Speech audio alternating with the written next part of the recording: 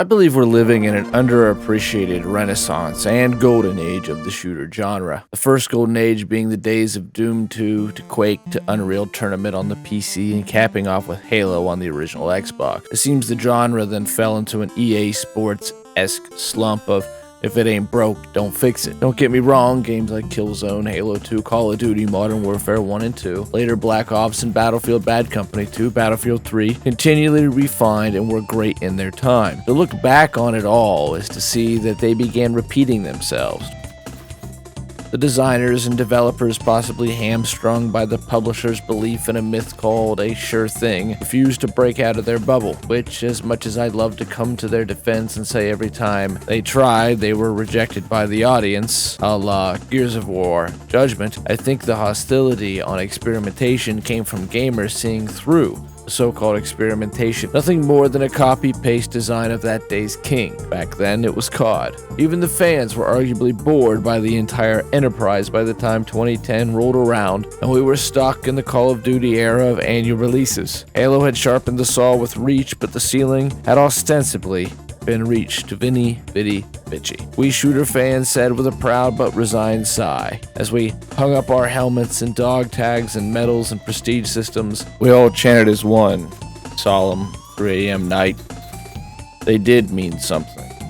Those games. Something new. Something different. At least in some way they paved the road for the future. And that is until the Great Awakening began. This awakening to me is marked by two events. Doom 2016, the confirmation that foundational game design still matters, and Titanfall 2. That is, that while foundational game design mechanics still matter, yes, there's still a lot of experimentation and growth that can take place in the interim within the shooter genre. Now, like all advances of any capacity in any field, there were links to the chain before the breakthrough.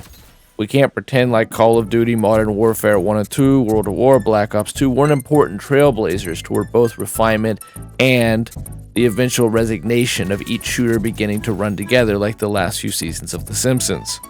The ideas seemed blanked. When that occurs, there's two options.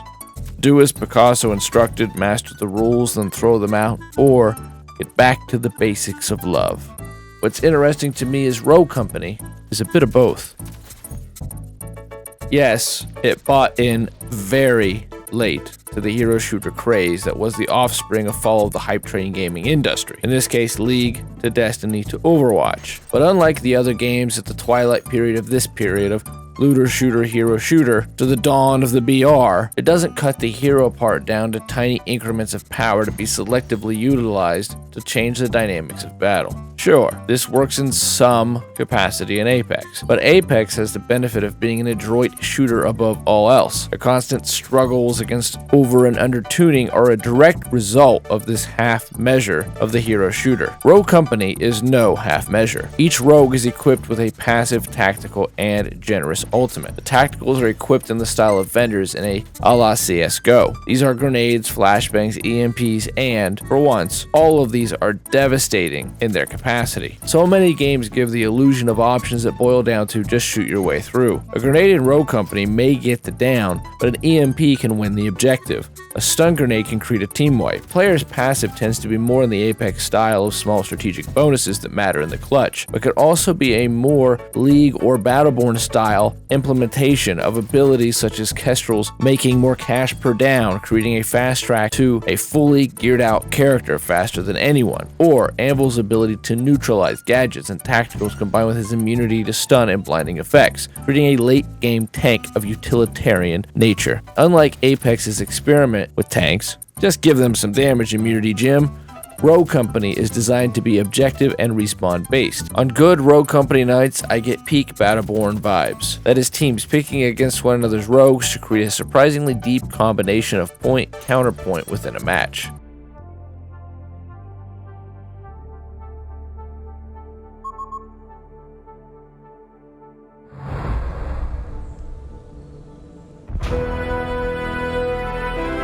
Unfortunately, this is also where the much maligned Battleborn vibes return. Rogue Company is not a peak franchise in terms of player count.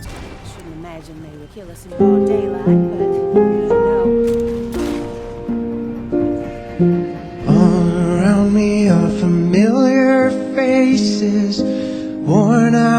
places, worn out faces.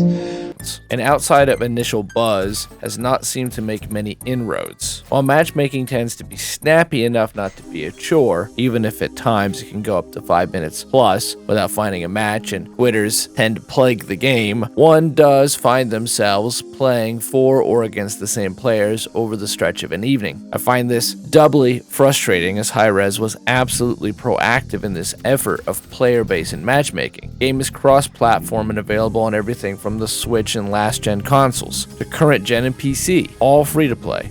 All with an in-game friend system that's easy to manage and navigate, unlike say trying to do crossplay in Halo Infinite, which can be quite difficult. Xbox players and PC players share lobbies, usually it's 50-50 for me. I can play at 120 FPS on my Xbox Series X and have never struggled with performance outside of audio bugs, crashes, and just, well, bugs.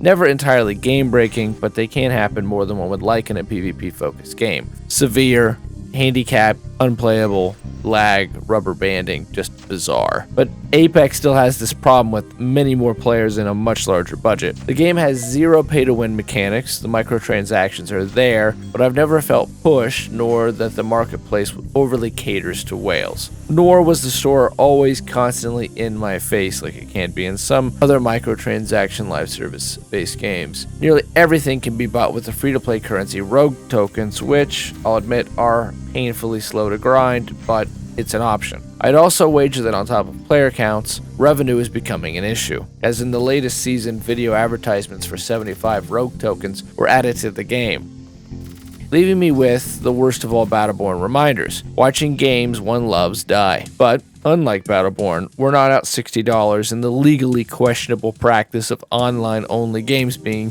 discontinued permanently. Now, on the topic of microtransactions and negatives, what's strange about Rogue Company, as far as those negatives and microtransactions are concerned, is that Rogue Company lacks a nucleus that brings it all together. There's a zany group of rogues, okay, cool. They battle each other, neat, and well, that's really it. It's like Apex or Overwatch or Battleborn, but without any of the world building or lore. Most players would argue, oh, that's a small thing when weighed against the gameplay, and they'd be right, but it is a thing. It's a necessary garnish or a bit of pepper on an excellent cut of meat. Similar to Splitgate, which I'd argue is better than Halo Infinite's multiplayer right now. There's nothing to move it beyond technically precise and well crafted. And in this world of media licensing, Star Wars the musical, not building a world and story with distinct relationships, again, Battleborn, the characters actively talking smack to one another mid-match or flirting with each other. This imbibed the game with a sense of life, even in the midst of a drawn-out PvP fray. I feel like Battleborn was really the example of doing this right. It hurts the player's ability to, it hurts the game's ability to draw players to skins like Fortnite, which has mastered this with brand tie-ins and Kevin. As the train for California Way was leaving the station with the last of its 49ers, the few miners remaining seem to have said, forget clothes and food, I just need my pickaxe. Rogue Company, to my mind, does the pickaxing, aka the gameplay, is great, and it's better than most other shooters right now. But in fact, I believe it to be the single best third-person cover-based shooter PvP game out right now. But without the same world building, without some character development, and even the hint of a story and lore beyond, we're left with kooky characters and an endless arena, a sort of dark tone that never quite hits the right note, with the occasional limited time mode having to do with mercenaries or cash or money making, but still not. Like, you're in the ballpark, but what is this universe really? And one of the worst LTMs that they release is called Battle Zone, which is them flirting with a 3v3 BR. I don't know what they're doing there. All of the ranked, all of the competitive style queues for Rogue Company don't involve respawning. And so they're going for that Valorant, they're going for that CSGO style competitive edge, and I don't think this is a game where that works. I think that Rogue Company needs to really look into ranked strikeout. And if they're gonna do a BR, it kind of works, it kind of doesn't. I love King of the Hill. The funnest for me is King of the Hill. That is what works with Rogue Company.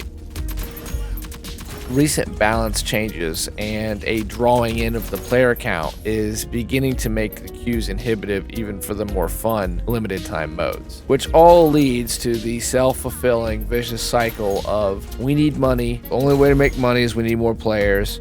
We can't get more players without spending money. I know Hi-Rez intends to support this game. They have supported it. I think it's the second year now. I hope they continue to do so because it is so much more satisfying than most of the gritting teeth 14-year-olds for hire that inhabit all the shooters beyond this one. But Rogue Company has an identity crisis that's tough to crack. And that identity crisis is one of the ways I believe that the game is struggling to make inroads, which is all to say that Rogue Company has a nebulous identity crisis that's tough to crack. It's not a copycat game, but it's not entirely original either. Their limited time modes, skins, and seasons have a distinct lack of theme that is all their own. For anyone that argues Fortnite did this with success, they forget that Fortnite began with Save the World. Most of the events and skins that made the game crack the 13-year-olds on iPhone was themed around Save the World originally, the Storm being the primary villain in Save the World. In the words of the 45th president, it makes a difference. I learned a lot, and I learned that it makes a difference. This was the diving board area. And in terms of checking all the boxes toward a great game, sometimes these unseen and seemingly tertiary forces can make all the difference, especially in terms of revenue and player counts. With that being said, Rogue Company is my go-to shooter. More than Apex, more than Halo Infinite, more than any other game right now, it encapsulates what I used to love about shooters. This time to kill is fast, rewarding flanks and clean headshots. Unlike Apex's hard-to-find Kraber and total lack of one-shot kill weapons. There's just enough health on a rogue and enough tactical ability acquired throughout a match that reversals and big plays are possible and reward downs quickly. Escaping a near death, the flank, and team wipe is as satisfying as the cracking of a pistachio nut. A nut that most games in this age of data target fixation is often culled for the sake of a 1.0 KD and a 1.0 win-to-loss record. It's there in Halo. It's there in Mario Kart. It's there in Overwatch. Yes, they've mastered matchmaking for the sake of repetitive sameness. The algorithm defines and judges all to be equally adequate. Rogue Company offers a surrender option. Sometimes it's balanced, often there's a couple good players and a couple of new players, and it becomes a haphazard shoot 'em up, and I love it for this. And it's not the statistically stratified hierarchy of sameness that drives professional esports and the larger populated online shooters. See, back in my day of going uphill both ways in the snow, And by the way, you know, hot. I got hairy legs that turn turn blonde in the sun. Gears of War was the short-term king of the heavy hitters, a smash hit that saw 2 sequels continue to improve on the game. This peaked, in my opinion, with Gears of War 3. And I know the loyalists are out there for Gears of War 1, and I respect what you see as a more tactical game. But for me, 3 was the essence of what Gears could be. Gears 3 ran smooth on Xbox 360, and better yet, the gameplay had been smooth of all blemishes, warts, and wrinkles. Going to cover, around it, then moving, went from 3 buttons combined with movement input to 1 button to leap over. Chainsaw battles were turned into quick time events. Power weapons spawned more often, but could also be matched by a precision use and speed of the default loadout. I never imagined that Gears 3 was the peak, but 10 years later, 4 and 5 are not that much different than that game which dropped in 2011. So, much to my surprise, there exists another diamond in the rough, waving back to us as the memory hole of battle something. And that's what I thought Gears would be in 2022. Faster, sleeker, meaner. Arenas and heroes are 5 minutes to learn, 1,000 hours to master. Arenas follow either the box corridor simplicity of frontline and flank, or the more spiraling spokes on a wheel of the newer maps. But they always retain Rogue Company's essential idea: assault and defense. This is a game about holding down zones, holding down territory. The right mixture of rogues may or may not break a match, but they are more important than the perceived simplicity. Much like the arenas themselves, appearances can be deceiving. Civilization or Catan can be boiled down into turn-based resource management, just as shooters can often devolve into get behind the other guy. But Rogue Company sets a stage: breacher, defender, duelist, snipers, and supports. And really, I'd rather see this just be the latter 3, as all rogues possess hybrid abilities, and there is still an emphasis put on third-person action and at times first-person shooter skills. A breacher is a frontline pusher.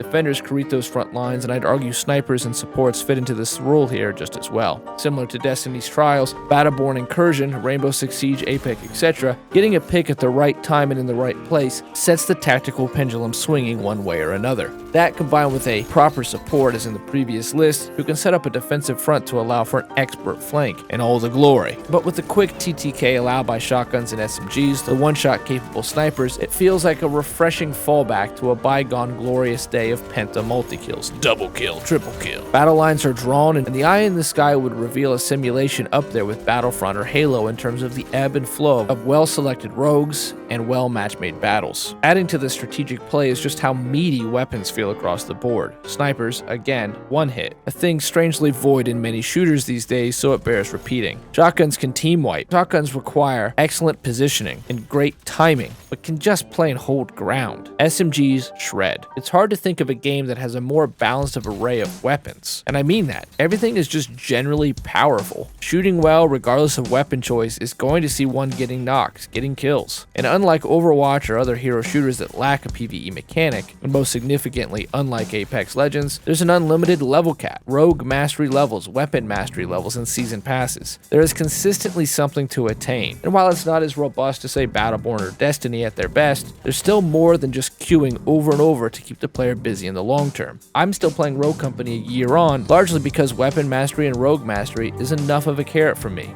Rogue Company is a game where I felt the most limited in our out of 3 scale, because Rogue Company does have matchmaking troubles. Rogue Company does have network issues, and bugs exist like the latest edition of Skyrim a decade later. It's just a part of life, sometimes hilarious, sometimes frustrating and detracting. It lacks a coherent nucleus to center the franchise. Yet, I believe Rogue Company harkens back to arcade shooters of yesteryear that were really about blowing each other up and allowing epic plays just by positioning and shooter skills. Like Doom 2016, what once was lost is found again. Rogues is a gameplay loop that feels gloriously nostalgic, while also being the refined and sharpened edge that I imagine Gears of War would become. A cover-based third-person shooter that feels as responsive to control and as fast to navigate as if it were a first-person shooter. That's the highest praise I can give this game, and why I wish so many more people were noticing it. Rogue Company was made by Hi-Rez, who does first-person shooters, yet they were able to translate their first-person knowledge into a third-person game that feels pioneering. Rogue Company is bizarrely ignored for this, just by lack of honest recognition for what is to my mind a step forward for the genre of third-person shooter games. As someone who has spent thousands of hours inside each of the Gears, Rogue Company is what I thought Gears would be and would become in 2022. The fact then is, Rogue Company is what third-person shooters are in 2022 and need to look to be like from here on out. A 2 out of 3.